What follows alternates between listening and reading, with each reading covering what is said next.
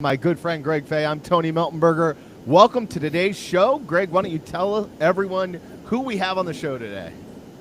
Super excited.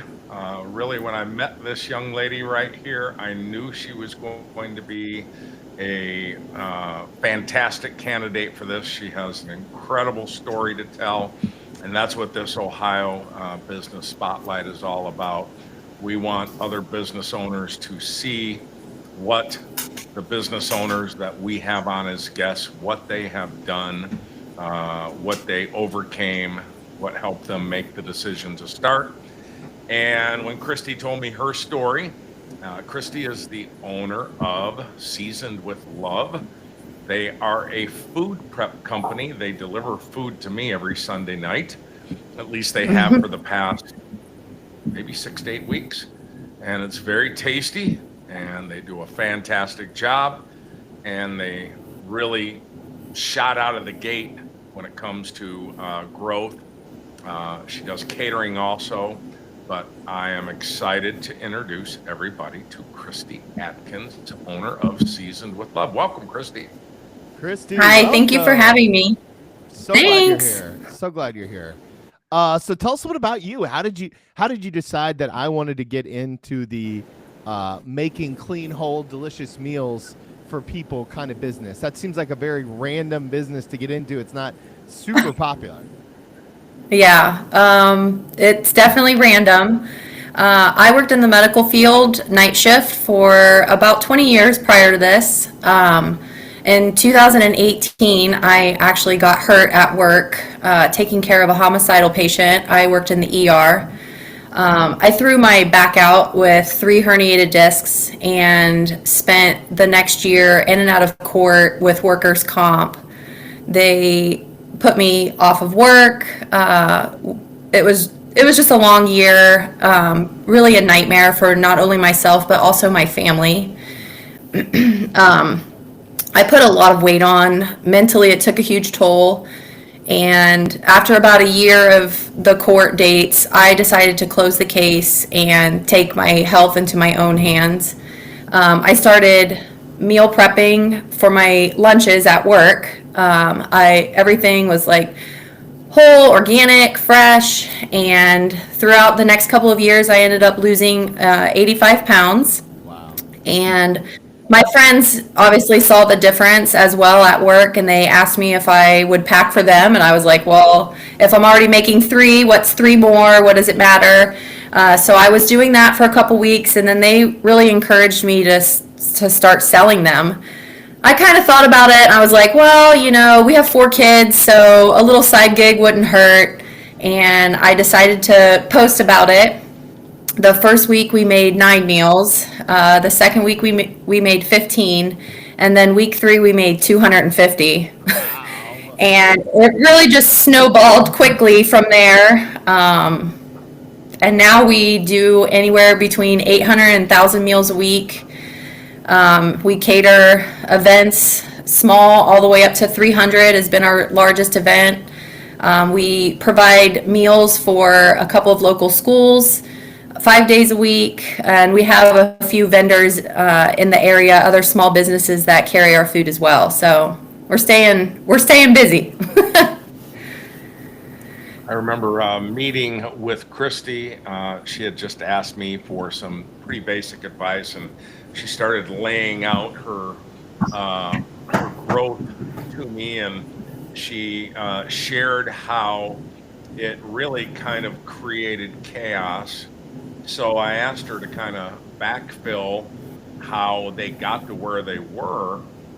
And when she had given me all the information, I said, you really do not have as many problems as what you think you have. There were just a few logistical tweaks. But Christi, how, before you and I even talked, how did you turn just simply prepping your meals for your family or for yourself, and then, okay, you ramped it up to 4 or 5 that people that you worked with. How did you create that process so fast where you were able to ramp up so quick and get to where you are? How did you do that? I absolutely do not deny the fact that I'm very fortunate that we grew so quickly. I think from being in the medical field, I worked with 160 people in the ER, and fortunately I was nice to everyone, so people liked me. And once I started the business, I created the Facebook page and they all started sharing, and then those 100 people, new people, and they started sharing, and so it really just like grew so quickly. And originally I offered to do big bulk deliveries to all the different hospitals in the area, so we would have different nursing units that would order a bunch of meals, and then I would deliver either at the beginning of day shift or at the beginning of night shift. So I was making multiple deliveries, a couple days a week, all while still working night shift myself full time. And so I think just word of mouth, I was just really lucky. I mean, I can't deny the fact that I also made a lot of mistakes over the last 3 years. Like, a lot of really embarrassing mistakes. I wish now that I could turn back time and like film some of these things so that we could have like a bloopers reel, because a lot of them are just comical. Yeah. That's so good. I think now, so I was raised by a nurse who worked night shift. Okay, so you just need to know. Okay. Night shift nurses have a special place in my heart. They were all the people that we hung out with growing up. I think there's a connection between that entrepreneur spirit and that nursing spirit, the one that says we have to be willing to adapt on the fly, we have to be willing to lean in, the right yeses, the right nos. When you think about your hockey stick style growth when it comes to your business, what do you think the biggest carryover from the medical field to today has been for you? I definitely believe that the work ethic in general is what has helped me the most. A little backstory: I was a single mom for 9 years with my 2 kids, and I really didn't have much of a choice but to keep working, all night, come home, be a mom, go back to work all night, on repeat. And that was really just how I've lived my entire adult life. And so for me, grinding 7 days a week, sometimes 90 hours a week, is just not an issue for me. So I would definitely say that the constant, 12-hour shifts, night after night after night, has definitely helped me to keep going with this business also. You talked about some mistakes that you made, and boy, Tony and I are both entrepreneurs, and probably most of all who listen to this podcast right here are entrepreneurs.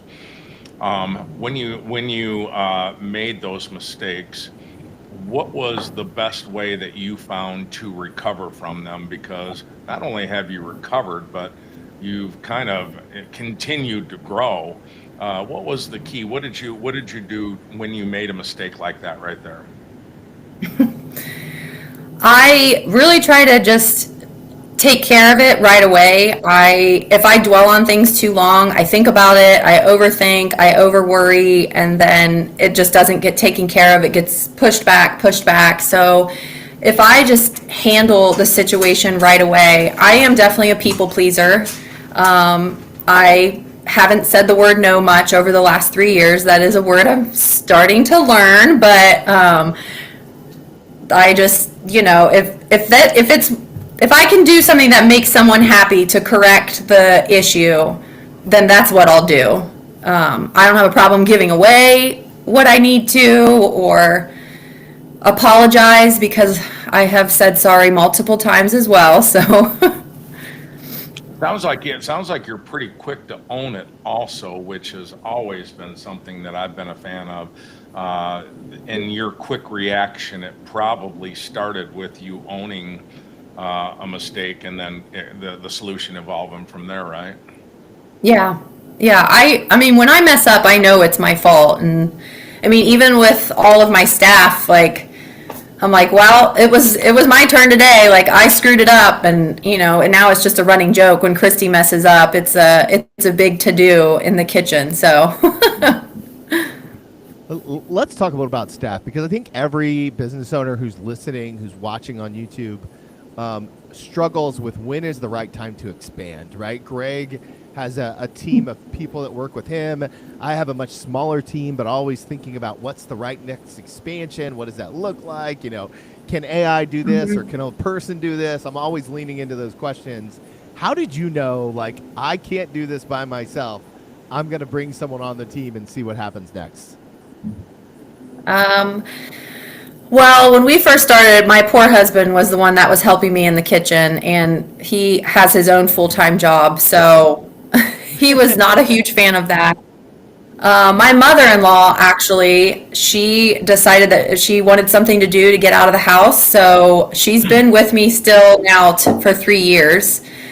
And then my husband was like, Christy, you're killing yourself. Like, you're spending hours and hours in the kitchen. You should consider getting some help. So I found a friend, and I was like, hey, you want to come once a week and help me out? And then the busier we got, the more I did finally give up that control, because that was my biggest issue, was the control, because I knew once I started hiring people, I was losing control of what was happening in the kitchen, and I'm so particular about how things are presented and made and all of that. And so really letting go of that control is what helped me to finally start expanding, which really helped us grow even more.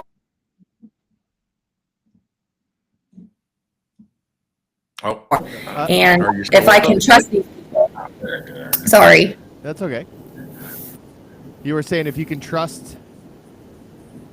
If the people that I'm hiring on, I can trust them. And so I know that they are producing quality just like I would want it. So I've been very fortunate with my staff, that's for sure. Well, keeping in mind that we have business owners that listen, or I'm sure we're picking up people that are like you, where they were in a full-time job, but they've had this thing that they thought they could turn into an entrepreneurial venture. And a lot of times I think the question comes up, or the apprehension comes up, oh, I could never do that. I mean, I have to be able to count on this paycheck right here. I'm just I punch a clock. That's what I do. But doggone, I have this idea that I really think would work. What nudged you over the hump? The hump being, oh my gosh, do I really do this? What nudged you over that hump? That was a hard one for sure. I carried health insurance for all 6 of us. And so that was a huge deciding factor for our family. It got to the point with the business that we were so busy that I really needed to sit down and decide, do I want to keep doing this, or do I shut it down and I just stick to full-time, in the hospital? And my husband has been so incredibly supportive. He told me that, choose what makes you happy. And really, for the first time ever in my entire adult life, this business is what made me happy. And so when he gave me that blessing and encouragement, I knew immediately that the business was the right decision for me. So talk to us a little bit about your community connections. I happen to know that you're well rooted in the community. You're doing things at the high school. You're active in all the different places. What does keeping a community mindset do for you and for your business? I just really think that food is what brings people together. And I love giving back.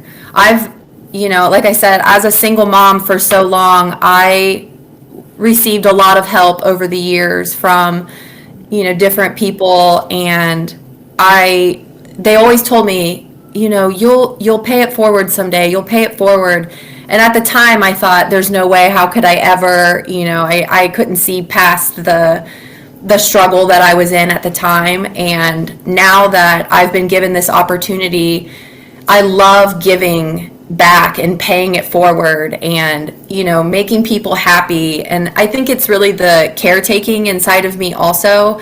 Food, it takes care of you. It's nourishment, and especially good food. So it's just, I love seeing people smile and happy and sitting around a table and laughing and enjoying themselves and eating good food at the same time. I mean, what better thing is out there, I love that. I love how you folded a passion. Well, there's so many things about what you said. Immediately, I love that you said that your husband immediately supported you, and that was like a huge weight off of you. It almost probably thrusted you forward, where you thought, oh, I'm just going to get started. And he said that, and it was like, all right, this is a launch right here. I love how you have taken the passion that you have. What do you see? I know that you do catering. I know catering is what you love. I know that you also do home, food prep and meal prep and deliver that home. What is on the horizon? What is in the future? What's the next thing, the next evolution of Season with Love? Oh my gosh. That's the thing is I don't have a business plan. I don't have a 5-year plan. I've just been going with the flow as far as, what comes next. Catering honestly wasn't even part of the plan to begin with. And one of my longtime customers that had been ordering meal prep from us asked me to cater her daughter's graduation party. And like I said, I can't say no. So in my head, I'm thinking, well, how hard could it be? And that just kind of catapulted us into the catering and, the local schools, the daycares and a different academy and things for the lunches daily. I just feel so fortunate every day when someone reaches out and wants our food. So I don't know. I feel I'm a dreamer, so the sky's the limit for me. I have these huge grandiose plans, and my husband's like, you gotta reel it in, honey. Maybe not so quick. I love it. Well, if you ever need help creating a scorecard in those business plans, let Greg or I know. We would love to help you do that. Okay. There's nothing we love more than supporting small businesses, and you're the right kind of business leader. I have one more question to ask you before I'm going to ask you for recommendations of Centerville area businesses. But before I do that, Okay. I want to know if you could go back in time and go back to your very first week in the business world as an entrepreneur full-time. It's all on you. You're the boss. And give that younger version of yourself one piece of advice. What would you tell her? Just take a breath. It's going to be okay. Don't worry so much. I lost a lot of sleep at the beginning because I was constantly worried, and it did me no good by stressing and worrying constantly. So now I just, if something that I need to fix happens, I just take a breath and think about it and then resolve it and keep moving forward, because you can't let it define how you go forward. I know Tony's going to land the plane here as we wrap up, but and I know he hinted toward another question, but I've got to tell you, this is one of the most authentic spotlights that we have done, and I am going to push this in the community a bunch because I think that you are so relatable. I think that there are so many people that have the fears that you have, that either just started a business or are on the brink of considering starting it.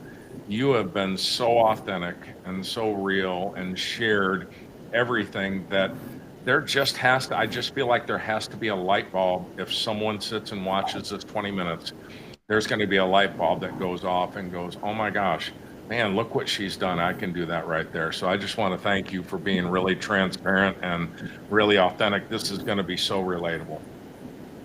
Well, thank you. I appreciate it. All right, Christi, last question. We love to ask people, what are three places in Centerville that you absolutely love local businesses. I mean, obviously, it doesn't have to be Centerville, but Centerville-ish, Miami Valley-ish. What are Southwest Ohio 3 businesses that you absolutely love? Brick and Beam Event Center is in Centerville. The owner and I work very closely together on several events. She's a complete powerhouse. She's amazing. She's done a fantastic job with her venue. I told you at the beginning, I'm a diehard Burn Boot Camp fan. So Brittany, the owner, she's also incredible. She has moved mountains with that gym and has brought it so far in just the last year and a half that she's been the owner. And my next door neighbor to our store, Not Your Average Massage, Cody, she has run such a fantastic business over the past 8 years. And just in the short time that I've gotten to know her, it's just, she's such an inspiration to me to keep going even when you go through a hard time. So I could probably go on. I just told Cody yesterday that she needs to be on this right here, and I'm glad that you gave her a shout out. So this is a nudge. Keep nudging her, okay? Tony, take us home. Yeah. Well, friends, that's our episode for the week. Christi, thank you so much for being such an authentic, awesome business member of our community. As always, it is our absolute pleasure to bring this week's episode to you. And remember, in all that you do, shop local. We'll talk to you guys next week. Same bat time, same bat channel.